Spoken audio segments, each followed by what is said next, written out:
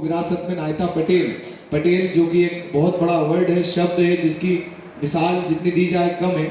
लेकिन अब तक इतना सब कुछ होने के बाद हमारी समाज के पास हमारा खुद का ना तो कोई स्कूल है उदाहरण देने के लिए, ना तो कोई हमारे पास हमारा खुद का अस्पताल है कि जहाँ हम जाकर खड़े हो जाएं कि ये हमारी समाज ने बनाया है। तो अब वो समय है, हम भले ही थोड़ा पीछे हुए हैं लेकिन बहुत जल्दी आगे निकल सकते हैं। कहा जाता है कि रात के राही थक मत जाना, सुबह की मंजिल दूर नहीं, ढलता सूरज मजबूर सही, उगता सूरज मजबूर नहीं। तो जो सूरज ढल चुका था वो मजबूर था, लेकिन अब जो नई सुबह होने वाली है वो मजबूर नहीं है। तो हमने इस नई सुबह की शुरुआत हमने कर दी है। आप और हम सबको मिलकर उस 1 रुपए की ताकत को समझते हुए समाज के लिए एक इतिहास बनाना, उस इतिहास का हिस्सा बनना है और आने वाले कल में नस्लों को कुछ देकर जाना है।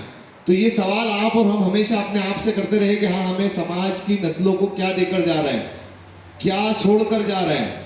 तो वो सारी चीज़ों में सबसे पहली चीज़ आनी चाहिए कि हमने समाज के बच्चों के लिए, नस्लों के लिए स्कूल बनाए हैं जिसमें समाज के तबके के, जैसे कि हर समाज के अंदर, हर व्यक्ति के अंदर 3 तरह की चीज़ें मतलब पाई जाती है। जैसे एक होता है हाई क्लास व्यक्ति जिसके पास धन धनाढ़ पैसा सब कुछ है, एक मिडिल क्लास व्यक्ति जिसके पास सामान्य पैसा है, एक निम्न तबके का व्यक्ति जो रोज कमाता रोज खाता है। तो हर समाज के अंदर भी वो चीज़ होती है और परिवार में भी होती है कि एक परिवार में एक भाई के पास बहुत पैसा है, एक भाई के पास नहीं है। तो ये हाथों की 5 उंगलियां जैसे एक तरह की नहीं होती, वैसे ही समाज का हर व्यक्ति एक तरह का नहीं है।